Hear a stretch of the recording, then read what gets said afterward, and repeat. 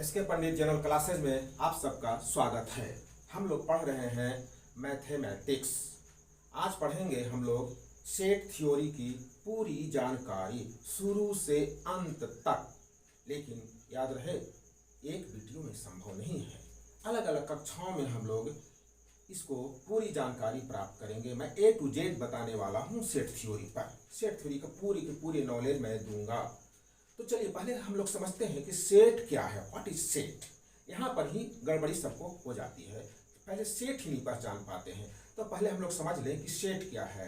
Set, a well defined collection is called a set. Well defined collection is called a set. Well defined होनी चाहिए, but collection और set दोनों में what are differences between collection and set. क्या है? All sets are collection, but all collections are not set. कौन सा collection set है? वेल डिफाइंड, अच्छी तरह वेल होनी चाहिए, परिभाषित पूरी तरह होना चाहिए। जैसे मैं बताता हूँ, एक एग्जाम्पल यहाँ पर लेता हूँ और एक एक करके उस पर हम डिस्कस करेंगे। उसको हम लोग डिसीजन लेंगे कि कौन सेट है और कौन सेट नहीं है। आपके सामने मैं एग्जाम्पल यहाँ रख, कुछ क्वेश्चंस हैं जो हम लोग समझेंगे कि कौन सा सेट है और कौन सा नहीं है। से which is a set and which is not. कौन सेट है कौन नहीं है। Number 1, the collection of good hockey players in India. The collection of good hockey players in India, क्या लगता है सेट है? This is well defined? No, this is not well defined. Why? Good hockey players, आपके नजर में कौन good hockey players है? आप किसी और को बोलेंगे, मैं किसी और को बोलूंगा, वह किसी और को बोलेगा। So this is not well defined. इसको लिखेंगे नॉट सेट, या नहीं है, नॉट ए सेट, या सेट नहीं है। तो अब चले सेकंड में देखिए, the collection of prime integers, क्या ये सेट है? This is well defined. Yes, this is well defined, this is a set. Why? The collection of prime integers. Prime integers के बारे में आप जानते हैं अच्छी तरह से। क्या है प्राइम इंटीजर्स? तो आप देख लें, अब वेल डिफाइंड है, उसे हम अच्छी तरह जानते हैं, समझते हैं। क्या क्या हो सकता है? 2 प्राइम इंटीजर है, 3 प्राइम इंटीजर है, 5 प्राइम इंटीजर है, 7 प्राइम इंटीजर है, 11 प्राइम इंटीजर है। This well defined. So the collection of all prime integers is a set. Clear? चलिए अब थर्ड में देखिए, the collection of all natural numbers less than 50। All natural numbers less than 50, this is well defined. 1 2 3 4 5 6 till 9 49 till 49 तक, this is well defined. So a collection of all natural numbers less than 50 is a set. Next है the collection of most talented writers in India. The collection of most talented writers, बहुत ही तेज तर्रार लेखक India का, उसका collection क्या set है? No, this is not a set because this is not well. और कुछ questions है, इसको हम लोग एक एक करके समझते हैं। The collection of difficult topics in math, क्या यह सेट है? Difficult topics in math, आपको लग रहा होगा कि this is a set, but not, यह सेट नहीं है। Why? क्यों नहीं सेट है? क्योंकि डिफिकल्ट टॉपिक्स इन मैथ कहा गया है। आपके लिए डिफिकल्ट है, मेरे लिए डिफिकल्ट नहीं है, उनके लिए डिफिकल्ट नहीं है, किसी के लिए डिफिकल्ट हो सकता है। So this is not well defined. So here we can say the collection of difficult topics in math is not a set. Clear हो गया? यह सेट नहीं है। 6 में चलते हैं, the collection of all months of a year beginning with the letter J. J से start होने वाला मंथ का नाम, मंथ जो है उसका कलेक्शन क्या सेट है? यस, यह वेल डिफाइंड है। क्यों है? कि जे से शुरू होने वाला मंथ का नाम हम लोग अच्छी तरह जानते हैं। क्या क्या हो सकता है? जनवरी, जून है, जुलाई है, इस तरह दिसंबर तक हम लोग ढूंढ लेंगे। क्या क्या हो सकता है आप देख लीजिए, जनवरी है, जून है, जुलाई है, और तो नहीं लगता है कुछ है। तो दिस इज वेल डिफाइंड। तो यह सेट है the collection of all months of year beginning with the letter J. यह सेट है, यह सेट है। Next, the collection of novels written by Munshi Premchand. Munshi Premchand Hindi के एक बेस्ट और बहुत ग्रेटेस्ट राइटर हैं जो बहुत सा नॉवेल और स्टोरीज लिखे हैं, उसका कलेक्शन। तो ये तो भाई निश्चित है ना, हम लोग भले ही नहीं जानते हों लेकिन यह है निश्चित कि कितने राइटर कितने नॉवेल्स लिखे हैं। This is well defined, so it is a set. 8, the collection of all questions in this chapter. A collection of all questions in this chapter. हम लोग सेट थ्योरी जो पढ़ रहे हैं इसमें क्वेश्चन की संख्या जो चैप्टर में दिया हुआ है, बुक में लिखा हुआ है, उसको तो अच्छी तरह गिन सकते ना हैं। This is well defined, so it is a set. 9, the collection of most dangerous animals of the world. Of the world, world का मोस्ट डेंजरस एनिमल्स का कलेक्शन क्या सेट है? No, it is not a set. Most dangerous किसको आप मानते हैं? यह कहना मुश्किल है। आप लायन को मानेंगे, मैं बोलूँगा टाइगर है, कोई बोलेगा कि भाई वुल्फ है, कोई बोलेगा डॉग है। तो कौन मोस्ट डेंजरस है यह अपने ऊपर पर डिपेंड करता है। आपके लिए वो लायन हो सकता है डेंजरस हो, मैं इसको पालतू बना के रखा हूँ, तो यह वेल डिफाइंड नहीं है, सो it is not a set. यह सेट नहीं है। क्लियर? तो आप समझ गए हैं कि जो वेल डिफाइंड है उसी को हम सेट कहेंगे और जो वेल डिफाइंड नहीं है उसको हम सेट नहीं कहेंगे। तो सेट से परिचित हो गए, ये सेट जो अच्छी तरह समझ चुके हैं। अब उसका कुछ नोटेशंस भी आप अच्छी तरह जान जाएं। उसको जब जान जाएंगे, समझ जाएंगे, तो आगे समझने में पढ़ने में सुविधा होगी। कुछ को एकदम निश्चित है, जैसे एन। एन क्या है? Set of natural numbers. N क्या है? Set of natural numbers. Natural numbers. इस तरह ही और है Z, set of integers. Set of integers, Z plus रहेगा तो set of all positive integers. Set of all positive integers, इसको भी माइंड में रखना आपको है। Q, set of rational number. Set of rational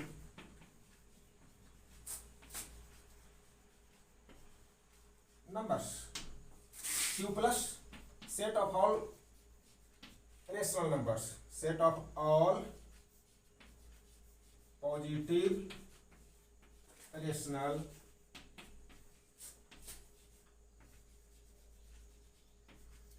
numbers. इसको भी दिमाग में रखना आपको है। R, set of real numbers. Set of real numbers. उसी तरह अगर आर प्लस है तो set of all positive real numbers.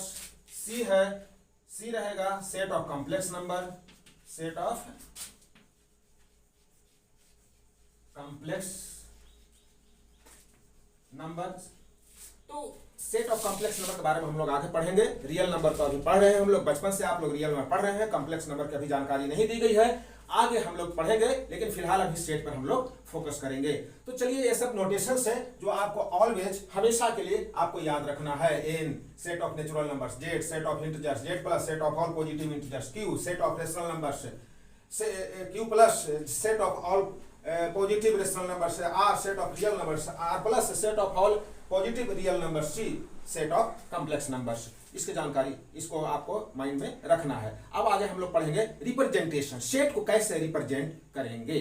Set को हम लोग दो फॉर्म में रिप्रेजेंट करते हैं। पहला नाम है रोस्टर फॉर्म और टेबुलर फॉर्म।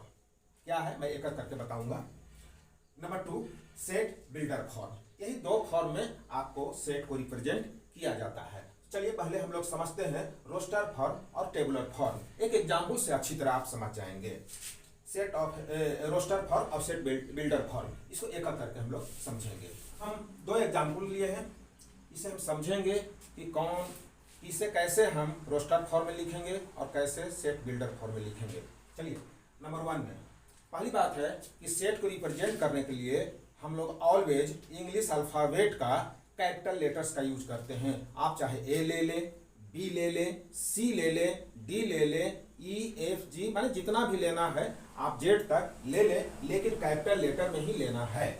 तो हमारे पास एक एग्जाम्पल है, चलिए यहाँ देखिए, ए इजकल टू एक करली ब्रैकेट, सेट को हमेशा करली ब्रैकेट के अंतर्गत ही लिखेंगे, याद रहे, मंझली कोष्ठ जिसको हिंदी में कहते हैं, करली ब्रैकेट, बीच का मिडिल ब्रैकेट, इस तरह से करली ब्रैकेट में ही लिखेंगे। आप ए स्क्वायर ब्रैकेट में नहीं लिखेंगे, यह तरीका ठीक नहीं है। ऐसे भी नहीं लिखेंगे, इसमें भी नहीं लिखेंगे, हम लोग जब भी लिखेंगे तो करली ब्रैकेट में ही सेट को लिखेंगे। तो इसको याद रखना आपको है, लिख कर इसको हैबिट कर लेना है। तो ये चलिए यहाँ पर हमारे पास एक सेट है, सेट क्या है, 2 4 6 8 10 dot dot dot dot dot, ये अंत नहीं है, क्या है यहाँ देख लीजिए अच्छी तरह से, इवन नंबर्स का सेट है, इवन नेचुरल नंबर्स है, जो जीरो तो नेचुरल नंबर होता नहीं है, 2 ही, इवन सबसे स्मॉलेस्ट इवन नेचुरल नंबर कौन सा है, 2 ही है, 2 2 4 6 8 10 12 14 16 ऐसे चले जाइए। ये हो गया आपका, इस तरह से एक एक करके एलिमेंट को लिखते हैं, जिसके सेट के जो एक एक सदस्य होता है उसको एलिमेंट कहते हैं, वो भीतर में होता है, जितने यहाँ गिन सकते हैं 1 2 3 4 5, अभी 5 है, बाकी डॉट डॉट है तो ये अनंत है, हम लोग नहीं गिन सकते हैं, इसमें अनंत एलिमेंट्स हैं, इसका सदस्य हैं, बाद में हम लोग चर्चा करेंगे, पहले इसको रिप्रेजेंटेशन समझ ले, फॉर्म समझ ले। तो यह है रोस्टर फॉर्म, ये क्या है, रोस्टर फॉर्म है, ये रोस्टर फॉर्म में हो जाएगा,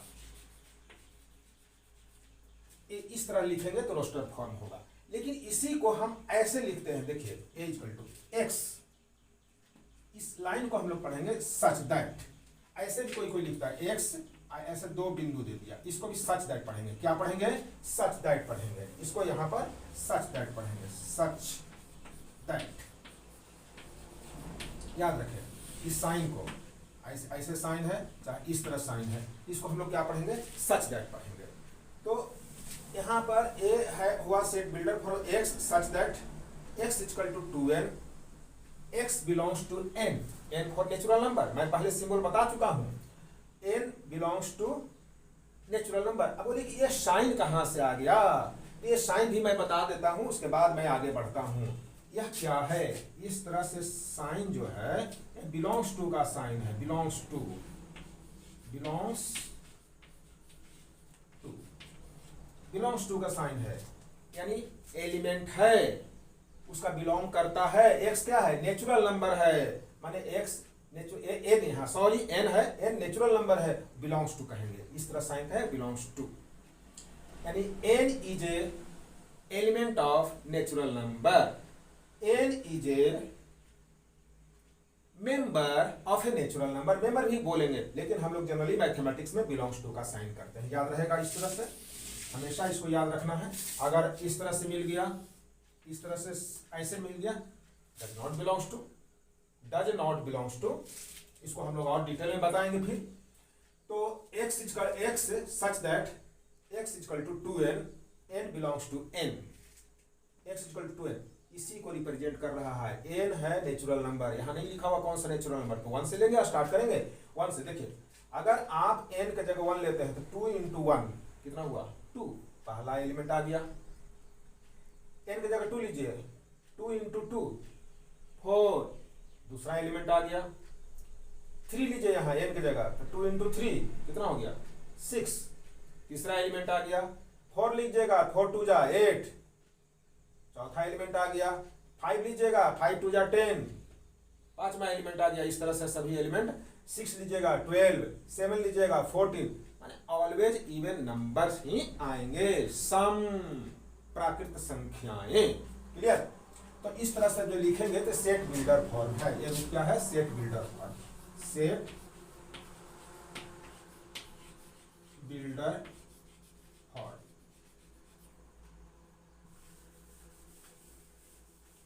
यह सेट बिल्डर फॉर्म है, क्लियर। यहाँ भी देख लीजिए, ये ऐसे जो है इस तरह से, ये हुआ रोस्टर फॉर्म, ये हो गया रोस्टर फॉर्म, ये वाला हो गया एक्स, देखिए B equal to, B is set, name है कैपिटल लेटर में, b equal to x such that x belongs to n, natural number, x is less than और is equal to 8, x is less than और is equal to 8, x कहां तक है भाई, 8 तक ही है, 8 से छोटा ही होगा। अब x क्या है, नेचुरल नंबर है, तो कौन कौन सा होगा, 8 तक ही होगा, तो 1 से स्टार्ट होगा, नेचुरल नंबर तो 1 से स्टार्ट ही होता है, 1 2 3 4 5 6 7 8। तो इस तरह से ये हो गया रोस्टर फॉर्म, और इस तरह से लिखेंगे ऐसे फॉर्म में, b equal to x such that x belongs to n, x is less than और इक्वल टू 8, ये हो गया सेट बिल्डर फॉर्म, इसको लिखेंगे सेट बिल्डर फॉर्म। तो ये लिखने का तरीका है, और दोनों फॉर्म को आपको याद रखना है, दोनों तरीकों को हम लोग याद रखेंगे, क्लियर। अब आगे और हम क्वेश्चन इस पर हल करेंगे। यहां पर हमारा क्वेश्चन है, describe the following sets in roster form. Roster form में लिखना है, इस क्वेश्चन जो यहाँ दिया हुआ सेट्स है, एक सेंटेंस सेट है, माने कि शब्दों में बोला गया है। Number 1, the set of all letters in the word mathematics. Mathematics word में जितने भी लेटर हैं उसका सेट किसमें लिखना है, रोस्टर फॉर्म में। देखिए क्या कैसे हम लोग लिख सकते हैं इसका आंसर। नंबर 1 का देखिए कैसे लिखेंगे। मैथमेटिक्स में ऑल लेटर्स को याद रखें कि एक लेटर 2 बार सेट में नहीं आएगा। एक लेटर, एक डिजिट, एक नंबर, एक मेंबर सेट के अंदर 2 बार नहीं आएगा, सिर्फ एक बार आएगा। तो मैथमेटिक्स में कौन कौन सा लेटर यूज हुआ है उसका सेट क्या करेंगे, इसको ऐसे एक नाम दे दीजिए, कोई नाम दे सकते हैं आप Q भी दे सकते हैं, चाहे P भी दे सकते हैं, चलिए P ले लेते हैं, एक नाम दे दिए। आप कर्ली ब्रैकेट ऐसे दे दीजिए, कर्ली ब्रैकेट, और इसमें लेटर देखते जाइए कौन कौन सा लेटर यूज हुआ, आगे पीछे हो गया कोई प्रॉब्लम नहीं है, आगे पीछे हो जाएगा कोई प्रॉब्लम, आपको जो जो लेटर मिल दिखाई पड़ रहा है आप लिखते जाइए। देखिए M है, M यहाँ लिखिए, कॉमा दीजिएगा, कॉमा देना जरूरी है, ए दिए, comma, T, comma, H, comma दीजिए, E, कॉमा दीजिए, फिर M आ गया, M यहाँ लिख चुके हैं इसलिए M हम दोबारा नहीं लिखेंगे। ए भी लिख चुके हैं, ए भी नहीं लिखेंगे। T भी आ चुका है, T भी नहीं लिखेंगे। I नहीं लिखे थे, I यहाँ लिख लीजिए, I। C भी नहीं लिखे थे, C लिख लीजिए, कॉमा जरूर दीजिएगा, C, और फिर S भी लिखेंगे। अंत हो गया, यहाँ कर्ली ब्रैकेट से बंद कर लीजिए। ये हो गया रोस्टर फॉर्म में मैथमेटिक्स में जो जो लेटर यूज हुआ है उसको रिप्रेजेंटेशन में देख लिए। एक लेटर 2 बार नहीं आया है तो कॉमा देना जरूरी है। ये हो गया पहला का आंसर। चलिए सेकंड में देखिए, सेकंड में क्या है, the set of all letters in the word algebra. Algebra में ऑल लेटर्स का, तो इसका भी कुछ नाम दे दीजिए, कुछ भी नाम दे सकते हैं आप, जो भी ए दे दीजिए, बी दे दीजिए, सी दे दीजिए, डी दे दीजिए, चलिए डी दे देते हैं, डी दे दिए। कर्ली ब्रैकेट स्टार्ट करिए, इसमें जो जो लेटर है उसको एक एक बार ही लिखिएगा, याद रखें। एक अलजेब्रा का ए, कॉमा, कॉमा जरूरी है, L, comma, G, comma, E, comma, R, A नहीं लिखेंगे, ए लिख चुके हैं यहाँ, अब कर्ली ब्रैकेट से बंद कर दिए, हो गया। ए रोस्टर फॉर्म में हम लोग सेट लिख लिए। तो अलजेब्रा का ये देखिए, अलजेब्रा के वर्ड में कौन कौन से लेटर आया है, इस तरह एक सेट बन गया। यहाँ पर क्वेश्चन है, describe the following sets in set builder form. Set builder form में लिखना है, रूल फॉर्म भी इसको कहते हैं, सेट बिल्डर फॉर्म को रूल फॉर्म भी कहते हैं। तो हमारे पास क्वेश्चन देखिए, ये कर्ली ब्रैकेट के अंतर्गत है, तो ये किस फॉर्म में है, रोस्टर फॉर्म में है। इसे किस में लिखना है, सेट बिल्डर फॉर्म में लिखना है। कैसे लिखेंगे, देखिए PRINCAL, क्या लगता है किसका, क्या है, वह लेटर्स है, किस वर्ड का लेटर है, प्रिंसिपल है ना। तो ऐसे लिखेंगे इसको, इस तरह से एक नाम दे दीजिए। यहाँ पर मैं लिखता हूं नंबर 1 है ना, यहाँ पर नंबर 1 मैं देता हूं, ए नाम दीजिए, ऐसे लिखिए, कर्ली ब्रैकेट दीजिए, एक्स लीजिए और ऐसे लाइन खींच दीजिए पीछे, such that x, such that, और फिर यहां लिखिए x is a letter, x is a letter of word principle, principle पल, ये हो गया सेट बिल्डर फॉर्म में। X is letter of word principle, principle word का एक लेटर है। एक्स क्या है, अब एक लेटर है तो कोई भी हो सकता ना है, पी है, आर है, आई है, एन है, सी है, ए है, एल है। तो ये हो गया सेट बिल्डर फॉर्म में।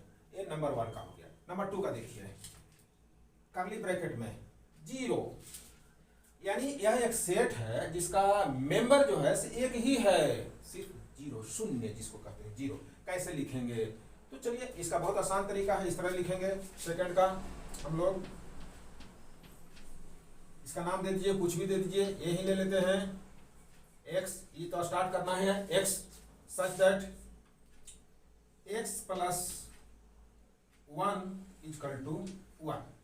ऐसा होगा कि नहीं, इसको सिंप्लीफाई करिए। x प्लस 1 इक्वल टू 1, तो x इक्वल टू क्या हो जाएगा 0। यहाँ x है, a equal to x such that x क्या है, x प्लस 1 इक्वल टू 1। आप चाहे तो इस तरह लिख सकते हैं, x प्लस 2 इक्वल टू 2, ये भी तो हो जाएगा x इक्वल टू 0। यहाँ ऐसे भी तो लिख सकते हैं, x plus a equal to a, यहाँ भी तो x का वैल्यू 0 होगा। इस तरह आप लिख सकते हैं अपने भी कुछ तरीके अपना करके। तो यहाँ हो गया इसका सेट बिल्डर फॉर्म में, इस सेट का 0 जो रोस्टर फॉर्म में है, इसका एक एलिमेंट है a equal to x such that x plus 1 equal to 1। Clear. चलिए नंबर 3 का हम लोग देखते हैं क्या है। नंबर 3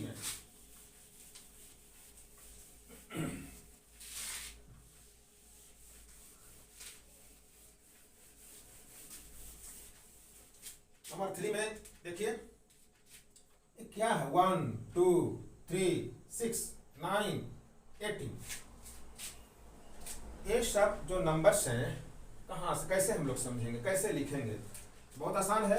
यहाँ नाम दीजिए a, नंबर 3 है, इक्वल टू, इसको ध्यान से देखेंगे तो यह कोई लगातार नंबर भी नहीं है, यह प्राइम नंबर भी नहीं है, यह ओड नंबर्स भी नहीं सब हैं, यह इवन नंबर्स भी सब नहीं है, एक ओड है तो एक इवन है, ऐसा है। यह स्क्वायर नंबर्स भी नहीं है। ये पहचानना सीखिए तो क्या है, देखिए ये ऑल नंबर्स जो हैं 18 का डिवाइजर हैं। 18 में सबसे डिवाइड हो जाएगा, देखिए 1 से भी डिवाइड हो जाएगा, 2 से भी डिवाइड 18 में हो जाएगा, 3 से हो जाएगा, 6 से हो जाएगा, 9 से भी डिवाइड हो जाएगा। तो ये क्या है, नंबर 18 का डिवाइजर है। तो यहाँ लिखिए x such that x is a divisor of 18। Clear है, x is a divisor of 18। 18 का ऐसे डिवाइजर है। चलिए नंबर 4 में, नंबर 4 है, देखिए भाई नंबर 4, यहाँ क्वेश्चन -3 क्या है, अब कैसे लिखेंगे। सेट का तो नाम इसी तरह स्टार्ट करेंगे, x सच दैट x है क्या, -3 लिख देंगे, नहीं इस तरह लिखेंगे, x square equal to 9, curly bracket है, हाँ बंद कर दीजिए। बोले कैसे हुआ भाई, तो देख लो -3 का स्क्वायर करेंगे तो कितना आएगा 9, और 3 का भी स्क्वायर करेंगे तो आएगा 9, इसलिए x स्क्वायर इक्वल टू 9। इसको सॉल्व करेंगे तो -3 + 3 आएगा। ये हो गया सेट बिल्डर फॉर्म में।